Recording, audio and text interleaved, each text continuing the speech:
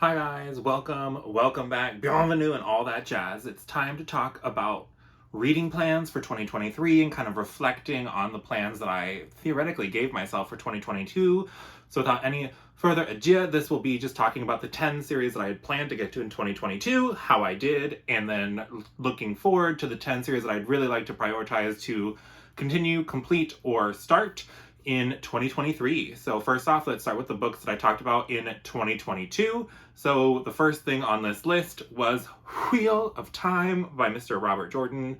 So I did read 2 additional books in the Wheel of Time this year. I read Knife of Dreams back in January, and then I took a very long break, and I got re-energized when I did a buddy read with Angela from Literature Science Alliance and Stephanie from Miss Richards Reads when we read The Gathering Storm in November. So I have not completed, but I did at least continue, and I read 2 more books, and I will say The Gathering Storm was the most fun Wheel of Time book I've read in quite a while, so I'm excited to continue and push through and hopefully finish that series soon. Then the next series that I mentioned was the Farseer Trilogy by Miss Robin Hobb. I did read and complete this entire trilogy in the year of 2022. It had its ups, it had its downs. So for me, Robin Hobb is an interesting writer because I think that the way that she writes is pretty unique. Like, she doesn't use like super cliche or overdone descriptions, and she does very realistic feeling characters for good and ill. The main hiccups that I find with Miss Robin Hobb is that, at least if I look at the Farseer trilogy as like a compact thing, I don't feel that sense of like cathartic conclusion that I would expect at the end of a trilogy. But if I just consider it as book 3 out of 16, I'm less upset, so I don't know. But if you want more deets on how I felt about Farseer, I have a whole spoiler-free and spoiler-filled kind of discussion of the trilogy as a whole that I'll link above and below for your viewing plaisir. Then the next series that I wanted to start was the Dune series by Mr. Frank Herbert, and I did read book 1, Dune, and it was good. It wasn't great for me. Like, I thought there was a lot of cool world building stuff, and it was just a fun mission to go back and look at some of the greats of the genre so that you can kind of see what influenced what. And so I enjoyed it for those reasons. There are some aspects of it that I felt like didn't age as well, like especially with all of the main villains being gay men, and then pedophilia insinuations or not insinuations, like direct, one of the bad guys was a gay and a pedophile. So like, don't love all of those kind of weird, like archaic, negative homophobic stereotypes. So that really kind of hindered some of my love for Dune, but I also really enjoyed it, and I hope to continue the series at some point. I just don't know when. Then I wanted to read The Faithful and the Fallen series by John Gwynne, and I did read book 1, Malice, back in March, but I feel like I didn't give that book a fair shake.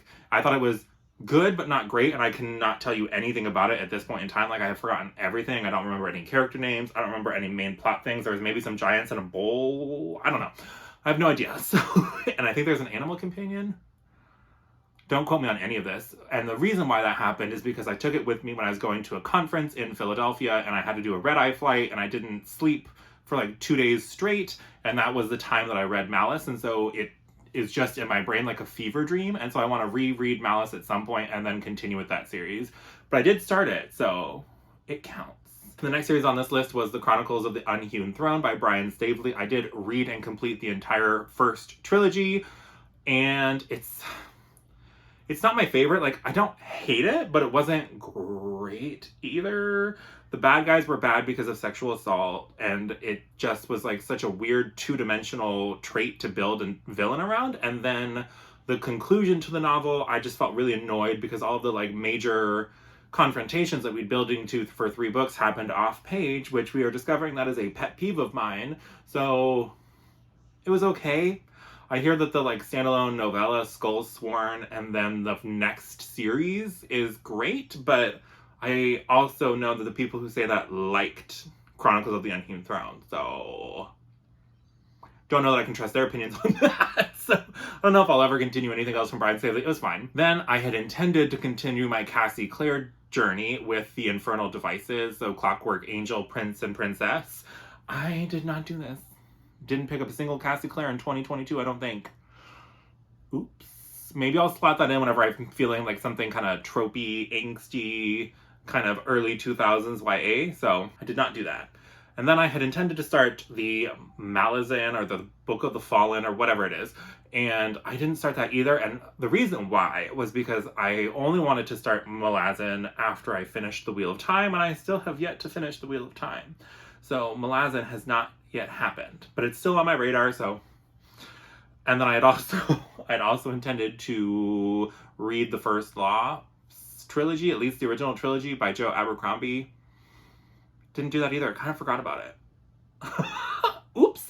Anywho, moving right along, then I meant to read more of Dresden Files by Jim Butcher, and I did. I got it through book 4, Summer Night, and the series is fine. Like, it's not my favorite thing. It's not my least favorite thing. I really don't care that much for Harry Dresden himself, and the Skull Bob, I really kind of, every time he's on the page, it's an eye roll, and not like a fun eye roll. It's just like, oh, here we go. So I'll probably continue at some point, but it's just kind of one of those things where whenever I have space for an audiobook or something and I'm just kind of feeling like a fun romp, I'll pick up a Dresden, but it's not by any means like a favorite series of mine. I still prefer urban fantasy wise. I prefer Anita Blake or Mary Gentry or anything by Laurel K. Hamilton. She still fills that space for me better. So whatever. I mean, it's not a bad series by any means, and I love it for all of you who love it. And then the last thing that I had hoped to get to was the Nevernight Chronicles by J. Kristoff, and I forgot. Don't. And so, I mean, that's still on my radar for sure, and I want to get to it when I can, but that kind of concludes my goals for 2022. So out of the 10, I read or continued half, I guess. I think I read 5. No, I read 6. So I read or continued 6 of those series. So 60% is still kind of failing, at least in the terms of academic brain, where I'm stuck in perpetual purgatory for now. So that's not great. So hopefully I can prioritize things better in 2023. But with that being said, let's just jump into the 10 series that I'd like to start, continue, or finish. And so just coming right off that 2022 list, there are some ones that have continued over. And so the first thing is Wheel of Time. I need to finish Wheel of Time in 2023. Angela, Stephanie, and I are reading book 13, The Towers of Midnight, in February, and then depending on how excited we are, maybe we'll finish off the series in March or April, who knows, but I should, in the first maybe quarter, I'll finish Wheel of Time, so love that for me. I'm ready to continue and finish this journey. It has been a fun ride. It has not always been great for me, but I really, especially books 1 through 5, I really loved. It gave me all the classic fantasy vibes that I love, and then just we started to running into that problem of we were literally doing nothing for thousands of pages, and I hated every minute of it, and now we're doing things again. And it's reminded me why I liked Wheel of Time in the beginning, so we'll see. I hope that the ending is as great for me as it is for everybody else, but stay tuned. Then the other carryover would be Faithful and the Fallen and or the Bloodsworn Saga by John Gwynne. So I'd like to restart and reread Malice. I know that Mara from Books Like Woe was talking about potentially reading Malice next year, so maybe I'll touch base with her and see if maybe in the latter half of the year she wants to try that series. I don't know. I'm not feeling super pressed about it. The one that I think that maybe I'll prioritize more would be the Bloodsworn Saga. So that's Shadow of the Gods and The Hunger of the Gods. It's only 2 books. It sounds like cool Norse mythology vibes, which after playing God of War Ragnarok, I just really want that in my life. So that's kind of more of a priority. And then I really, since I will be finishing Wheel of Time, I will also be starting Malazan sometime next year with Gardens of the Moon, book 1, in the Malazan Book of the Fallen. And I hear that it is the epic of the epic. It has cool magic. It has gods among us.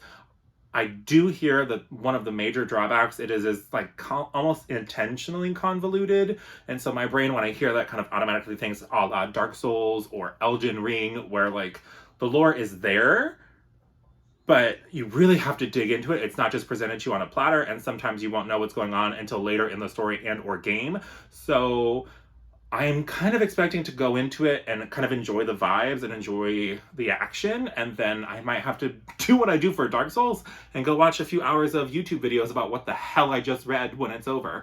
So I'm excited to start that journey, and I hope it really works for me, because if it's as epic as everybody says, I think that I would love that, but we shall see. And then the last carryover, I think, is the First Law Trilogy by Joe Abercrombie. So with this one, I saw that Mara and Leanna from Leanna's Library are doing a read-along of the First Law, at least committed to the trilogy starting, I want to say in May of 2023. And so I'll hop on First Law because I think it's always more fun when you can be able to talk about it with other people, especially when those people are somebody like Leanna, who it's like, I think her favorite series of all time. So First Law will be happening starting May, so stay tuned for that. And I think those are all of the carryovers.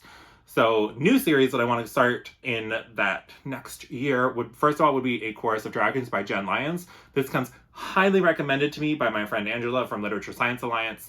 She says that it has Gods Among Us, it has messy queer characters, and it's just a lot of fun. And she thinks it will appeal to my sword and sorcery heart, I believe is the direct quote. So fingers crossed. I'm kind of going in not knowing much about the plot or anything like that. Sometimes with these books, I just like to trust my friends and go in and see what happens. It worked great for me with the Jasmine Throne and the Oleander Sword, which were highly recommended by Jashana mainly, and as well as Angela. So fingers crossed that Angela can be 2 for 2. Then the next series that I would like to continue, I started my reread of The Keeper of the Lost Cities by Shannon Messenger earlier this year, and I buddy read book 1 with Elle, so I'm hoping that I can like sweet talk her into continuing the buddy read so that I can get caught up and read book 9, Stellar Loon, which just came out in October? November? I don't know. What is time? It just came out in the end of last year, and I have it, and I want to read it. If you don't know, Keeper of the Lost Cities is an adorable middle grade series following Sophie Foster, who is an elf who has been sent to live with the humans, and she doesn't know that she's an elf. And so we have that fun kind of situation where she finds out she's an elf, she gets whisked away to the elven world. There's a darker plot maybe rising up against what's currently happening in the Lost Cities. We don't know. We don't know how Sophie is potentially involved or not involved. We have really no idea what's going on. We get the fun magical school stuff with Foxfire Academy. There's some just messy teen love stuff and an adorable animal companion that comes up in book 2. And I just remember it being a lot of fun. And so I want to continue that series and get all caught up because I believe book 10 is supposed to be the end of the series. So I'd like to be ready and rearing whenever that comes. Then I know that I had mixed feelings on the Farseer trilogy, but everybody says that you need to at least try Liveship Traders, which is the next mini series within the overarching realm of the Elderlings. And so I plan to try the Liveship Traders trilogy, and hopefully it works for me. I don't know, I'm kind of in it at this point, and I'm not great at DNFing series once I feel kind of committed to it, so I feel like I'm already so committed that I'll probably push my way through Realm of the Elderlings. It might take me a year or two, but I'll continue my journey because I don't think that I've ever met somebody who pushed through to the end of the Realm of the Elderlings and was mad that they did it. I feel like a lot of people say that Tawny Man kind of puts some more context or some more layers onto Farseer, and you can appreciate it more in hindsight, and so I'm just gonna keep going and see what happens with Ms. Hobb. Then I meant to start it in December, and I don't think that's happening, spoiler alert, but I would like to try the Greenbone Saga by Fonda Lee. All I know is it's kind of mafia-esque vibes or Yakuza vibes, like crime families that control this magical jade, and there's family drama. Yakuza is not as much of an anti-buzzword, but when I hear mafia or like Godfather, it like makes me, if you know what I mean, like, so I don't know. I have book 1, Jade City. I'm gonna give it a shot. I'm gonna give it the old college try, and we'll see what happens, but I make no promises about finishing that series if I don't like it. And then I would like to continue the Song of Ice and Fire series. So I have read the first 3 books, A Game of Thrones, A Clash of Kings, and then I've read A Storm of Swords. So I have A Feast for Crows and A Dance with Dragons left to be caught up. And I know that there's that massive read-along with Theo from Rekindled Reader and Joanna and and like everybody on the friggin' interwebs I feel like is somehow involved in that read-along. And so I think in May is when they're getting caught up to where I am with A Feast for Crows. So I might just put it on hold and jump on board with them in May because I am a hoe for a good buddy read. So I will definitely continue and hopefully complete what's currently available in the Song of Ice and Fire next year. And then the last thing on this list is I'm being a rebel. And I'm not even remotely reading The World by Michael J. Sullivan in publication order. The first thing I read in that world was The Legends of the First Empire. Loved that 6-book series, gave me kind of classic fantasy vibes with a spin on it. There were some parts that I didn't love as much, but it was overall just a phenomenal series. And so I'm going to continue in chronological order in that world. So next up for me is the Rise and Fall series, starting with Nolan. And I think book 3, the conclusion to that like trilogy, is available next year. So I'm hoping that I can just get all the way through the Rise and Fall, and who knows, maybe I'll feel inspired and I'll continue on with the Rhyuria Chronicles, which would be next, and then finally Rhyuria Revelations, which I think is the first published, but will be the last thing I read because I'm a mess. But that is it. Those are how I did in 2022. I failed. And then my plans for 2023, I really hope to keep myself more accountable. A lot of these I'm doing in like a buddy read format, so that really will help keep me moving with it. So wish me luck with all of these series. Have you read any of these? Are any of these on your TBR? Let me know about some series that you're just excited to pick up in 2023. I'd love to hear from you. And while you're down there, go ahead and hit that like button. Subscribe if you haven't already for more bookish shenanigans like this from moi. Other than that, I hope you have a great rest of your day, a lovely holiday season, Merry Christmas, Happy Hanukkah, Happy Kwanzaa, all of it. And I'll talk to you again soon. Bye!